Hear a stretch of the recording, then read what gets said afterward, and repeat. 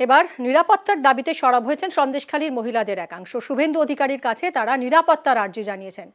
আজ সকালে সন্দেশখালীর বাগদিপাড়ায় জমায়েত করেন এই মহিলারা। দুষ্কৃতীদের হুমকি, পুলিশে ধরপাকড়ের অভিযোগ করেন। রাত পাহারার পর সকালেও পথে মহিলাদের একাংশ নিরাপত্তার দাবিতে সরব হয়েছেন এরা।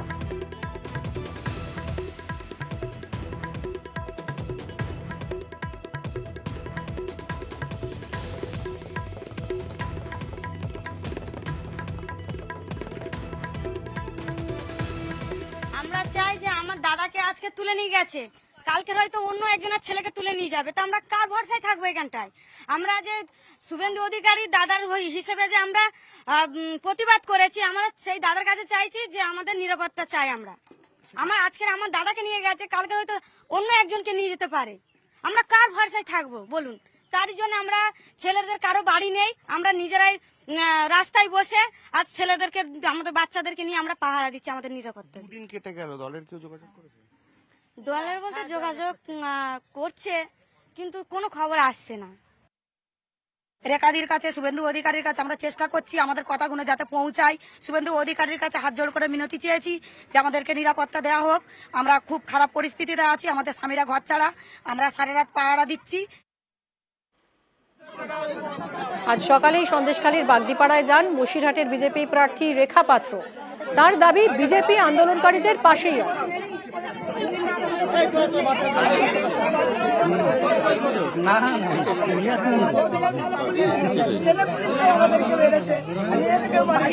ভারতীয় জনতা পার্টি যখন এই গরিব মানুষের মাথায় হাত রেখেছে, অবশ্যই এনাদের সুরক্ষিত দেবে। ভারতীয় জনতা পার্টির বিরোধী নেতা শুভেন্দু অধিকারী আমাদের মাথায় হাত রেখেছেন, তার সাথে সাথে আজকে প্রধানমন্ত্রীজিও রেখেছেন। আমার মা বোনেদের কাছে আমার একটাই অনুরোধ, আপনারা যারা অত্যাচার করছে আপনারা ভিডিও করবেন আর তাদের নামগুলো আপনারা লিস্ট করুন, করে আপনাদের মন্ডলের সভাপতি যারা আছে তাদের হাতে দিন, অবশ্যই তাদের ব্যবস্থা হবে।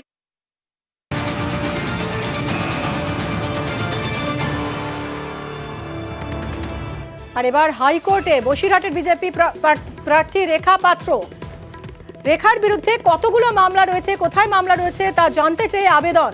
কড়া পুলিশি পদক্ষেপ না নেওয়ারও আর্জি। আগামীকাল রেখার এই আবেদনের শুনানি। এফআইআর খারিজের আবেদন মাম্পি দাসেরও। অর্ণব রয়েছেন আমাদের প্রতিনিধি, আরো বিস্তারিত জানাবেন। অর্ণব, আজ রেখা পাত্র আদালতে গেছেন, হাইকোর্টে গেছেন, তার আর্জি কি ছিল এবং একই সঙ্গে মাম্পি দাস তিনি বা আজ কি নিয়ে দ্বারস্থ হলেন হাইকোর্টে?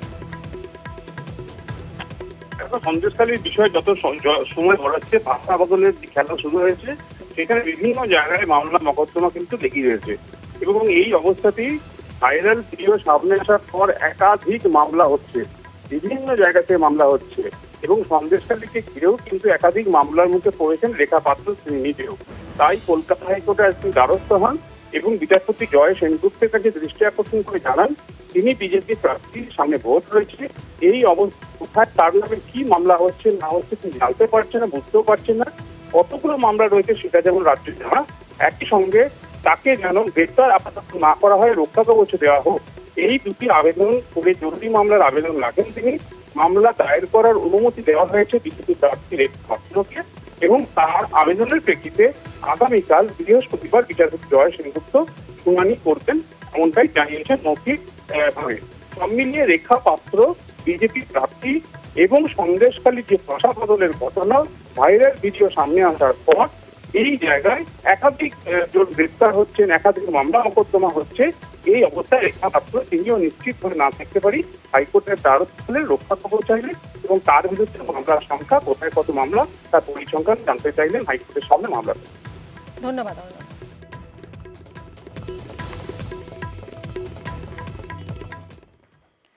অন্যদিকে আজ সকালেও সন্দেশখালীতে কেন্দ্রীয় বাহিনীর রুট মার্চ করতে দেখা যায়।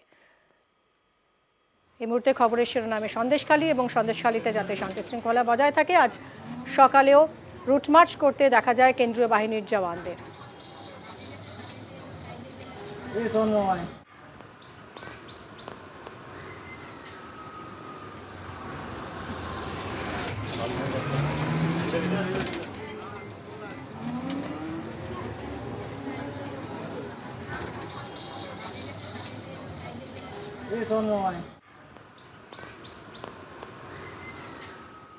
অন্যদিকে সন্দেশখালী নিয়ে কৌশলী অবস্থান রাজ্যের। বিজেপি নেতা পিয়ালি দাসকে হেফাজতে নিল না পুলিশ। গঙ্গাধর কয়ালের বিরুদ্ধেও কোনো কড়া অবস্থান নেওয়া হবে না বলে রাজ্যের তরফে হাইকোর্টে জানিয়েছেন অ্যাডভোকেট জেনারেল। অভিযোগ না হলে আত্মসমর্পণ করলেন কেন? কোর্টে আসার পরে তার আগে আমি জানতাম না।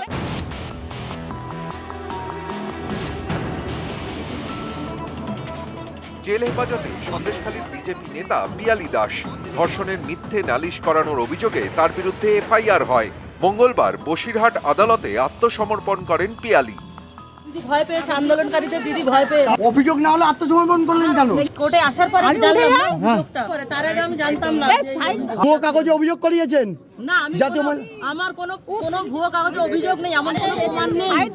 চক্রান্ত দিদি আন্দোলনকারীদের ভয় পেয়েছে। হ্যাঁ, আমরা আন্দোলন করেছিলাম, সত্যের সাথে আছি, এখনো সত্যের সাথে আছি বলে এই অবস্থা। সন্দেশখালীর প্রথম ভাইরাল ভিডিওয় দেখা গিয়েছিল বিজেপি নেতা গঙ্গাধর কয়ালকে। তার বিরুদ্ধেও এফআইআর করে পুলিশ। মঙ্গলবার হাইকোর্টে রাজ্যের তরফে অ্যাডভোকেট জেনারেল কিশোর দত্ত জানিয়ে দেন, গঙ্গাধর কয়ালের বিরুদ্ধে এখনই রাজ্য সরকার কোনো পদক্ষেপ করবে না। এই দুই পদক্ষেপ দেখে অনেকেই মনে করছেন সন্দেশখালীতে কৌশলী রাজ্য চলছে ধীরে চলো নীতিতে। কারণ ভোটের বাজারে সন্দেশখালী বড় ইস্যু। প্রথমে এই ইস্যুতে বারবার শান দিয়েছে বিজেপি। খোদ প্রধানমন্ত্রী প্রতিটি সভা থেকে সুর চড়িয়েছেন। কিন্তু ভাইরাল ভিডিও সামনে আসার পর থেকে অনেকেই মনে করছেন পাশা অনেকটা বদলে গিয়েছে। সন্দেশখালী নিয়ে এখন পাল্টা তৃণমূল সুর চড়াচ্ছে। এমনকি দিল্লিতেও তারা সাংবাদিক বৈঠক করেছে। এই পরিস্থিতিতে বিজেপি যাতে সন্দেশখালী নিয়ে ফের নিজেদের পালে হাওয়া টানার কোনো সুযোগ না পায় সেটাই নিশ্চিত করতে চাইছে রাজ্যের শাসক শিবির। তাই আপাতত ধীরে চলো নীতি। জানুয়ারি থেকে তোলপাড় সন্দেশখালী। তৃণমূল নেতা শেখ শাহজাহান এবং তার অনুগামীদের বিরুদ্ধে ভুরি ভুরি অভিযোগ। জোর করে জমি দখল থেকে নারী নির্যাতন, কি নেই সেই তালিকায়? এরই মাঝে প্রকাশ্যে আসে বিজেপি নেতা গঙ্গাধর কয়ালের ভাইরাল ভিডিও। সেখানে তাকে দাবি করতে দেখা যায় সন্দেশখালীর নারী নির্যাতনের অভিযোগ সাজানো। এরপরই প্রকাশ্যে আসেন সন্দেশখালীর অভিযোগকারী মিতা মাইতি। তিনি দাবি করেন বিজেপি নেতা পিয়ালি দাস সাদা কাগজে সই করিয়ে নেন এবং ধর্ষণের মিথ্যে অভিযোগ করেন। এই পিয়ালি এবং গঙ্গাধর দুজনের বিরুদ্ধেই এফআইআর করে পুলিশ। চাপে পড়ে সুপ্রিম কোর্টে যান পদ্মনেতা পিয়ালি, কিন্তু সেখানেও স্বস্তি মেলেনি। শেষমেশ বসিরহাট আদালতে মঙ্গলবার আত্মসমর্পণ করেন বিজেপি নেতা পিয়ালি, কিন্তু তাকে হেফাজতে চায়নি পুলিশ, হয়েছে জেল হেফাজত। সারেন্ডার করার উদ্দেশ্য বেল নেওয়া, যেটা সেকশন ছিল প্রথমে বেলেবেল সেকশন ছিল, পরবর্তীকালে 195A সেকশন অ্যাডিং হয়। নন বেলেবেল সেকশন অ্যাডিং হওয়ার জন্য আমাদের অবজেকশন ছিল এবং লানেট কোর্ট বেল রিজেকশন করে 22 তারিখে কল প্রসিডির জন্য রেখেছেন। সম্পূর্ণরূপে বেলেবেল সেকশন একটি মামলা। সেই ক্ষেত্রে পুলিশ চক্রান্ত করে একটা সকলের কারসাজি করে একটা 195A পিটিশন অ্যাড করেছে। সেই নিয়ে আদালত কল প্রসিডি রেখেছে। মাম্পি দাসকে হেফাজতে নিয়েছে আদালত। 8 দিনের জেল হেফাজত দিয়েছে। একদিকে পিয়ালিকে হেফাজতে চাইল না পুলিশ, আরেকদিকে গঙ্গাধর কয়ালের বিরুদ্ধেও কড়া পদক্ষেপ করছে না রাজ্য। এতেই অনেকে মনে করছেন এটা রাজ্যের কৌশলী অবস্থান। তারা ধীরে চলো নীতিতে এগোচ্ছে। এই মামলার পরের শুনানি 22 মে। তার আগে 20 মে পঞ্চম দফায় ভোট হয়ে যাবে। বাকি থাকবে আর 2 দফা। শেষ দফায় সন্দেশখালীতেই ভোট। তাই এই ইস্যুতে এখন জল মেপে এগোতে চাইছে রাজ্য সরকার। আপাতত তারা সবটাই আদালতের উপর ছেড়ে দিয়েছে। নিউজ 18 বাংলা।